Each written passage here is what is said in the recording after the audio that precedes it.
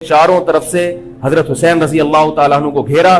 حضرت حسین نے کہا کہ میں عزت کی جو موت ہے اس کو ذلت کی زندگی پر ترجیح دیتا ہوں. کوئی بھی غیرت مند ہوتا تو اس وقت یہی کرتا کہ بھئی جب میں اپنے دعوے سے بھی دستبردار ہو گیا اور میں شام جانے کے لیے بھی تیار ہو گیا, اب میرا راستہ روکنے کی کیا حقیقت ہے.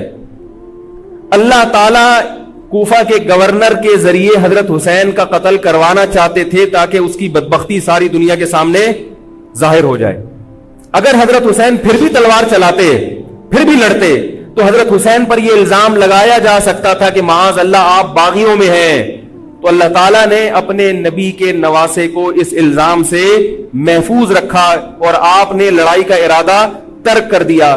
حضرت حسین نے کربلا کے میدان میں جو لڑائی لڑی ہے وہ اقدامی لڑائی نہیں تھی, وہ دفاعی لڑائی تھی.